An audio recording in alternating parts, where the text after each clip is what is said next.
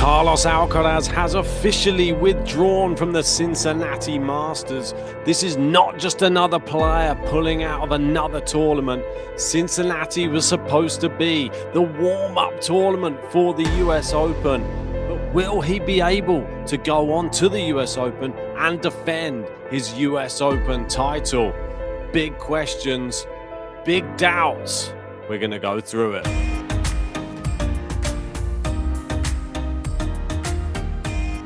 That's right, and if you haven't done so yet, give us a like and subscribe to the channel. Bad news if you are a Carlos Alcaraz fan, and if you're a Carlos Alcaraz fan, you are just simply a tennis fan, because what this guy brings to the court, not anybody else can replicate.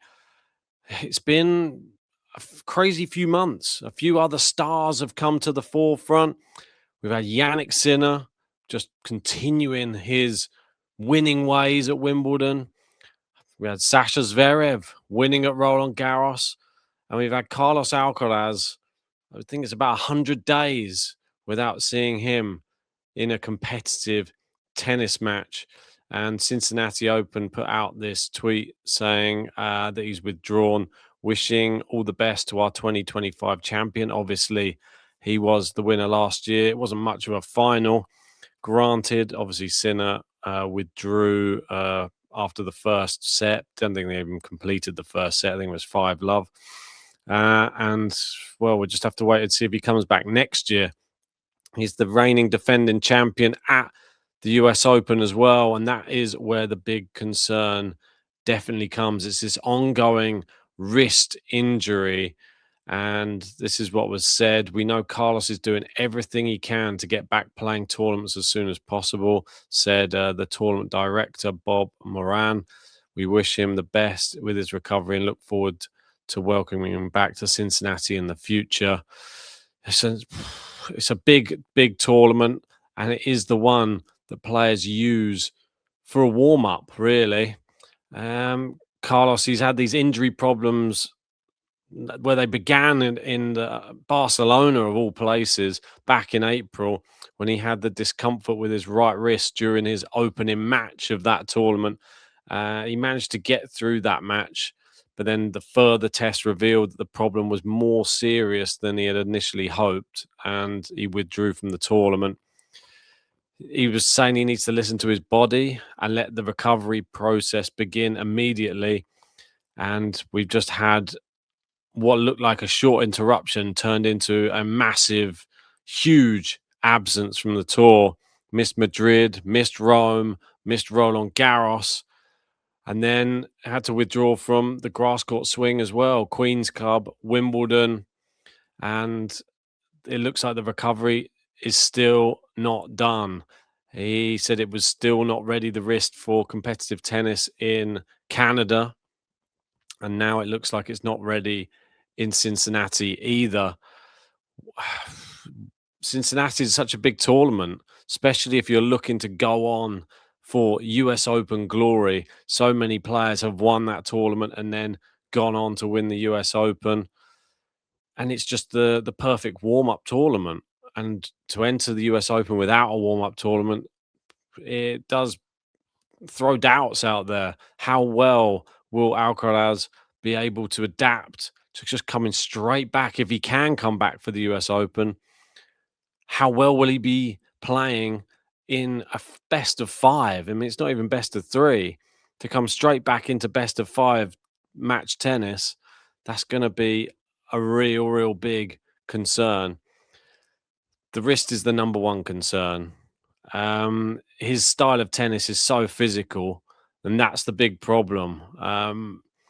He's got such massive racket head speed, and the aggressive nature in which he attacks the ball, uses that forehand. It's a worry.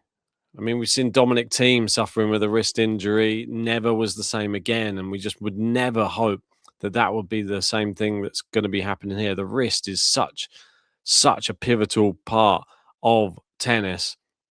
You've got to give it the respect it deserves. And if it deserves lots of time off and lots of rest, we know that he will be back and be back stronger.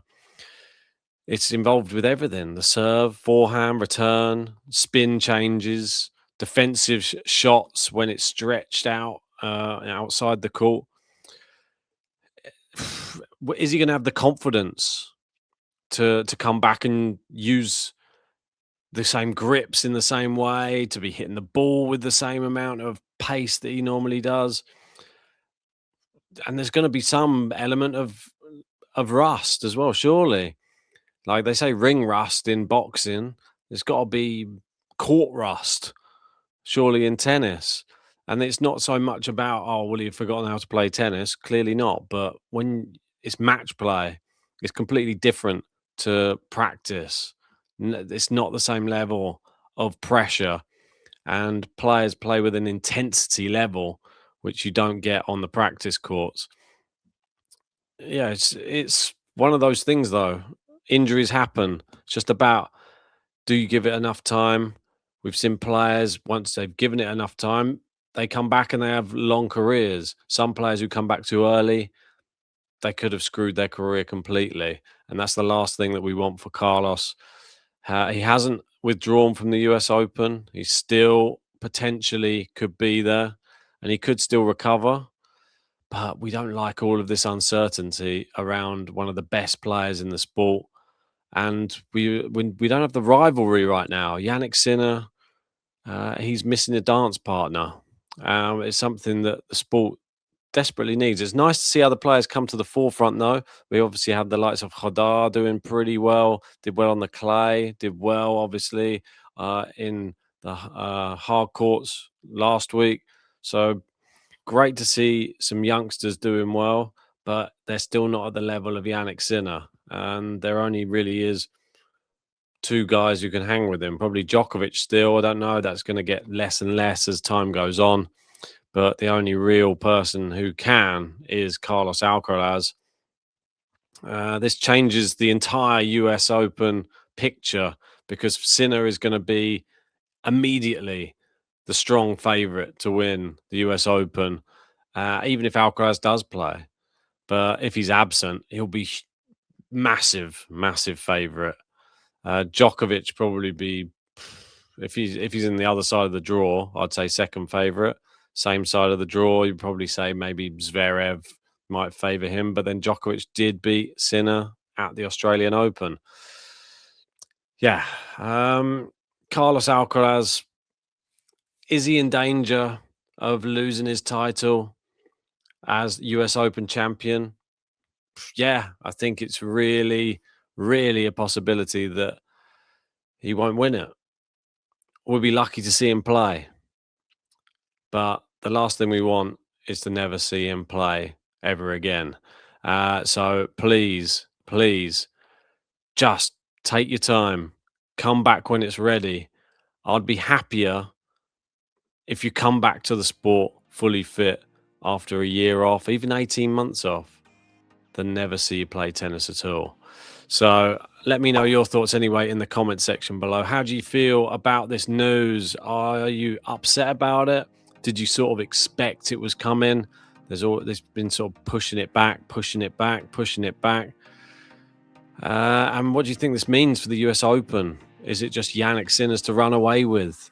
Or do you think other players are going to step up to the mark? The US Open does throw out some unusual champions sometimes. Who do you think could challenge Sinner if he is the big favourite and needs somebody to become the new dance partner? Maybe just temporarily. But anyway, let me know in the comments. And if you haven't done so yet, give us a like, subscribe. We'll see you tomorrow for some more tennis action.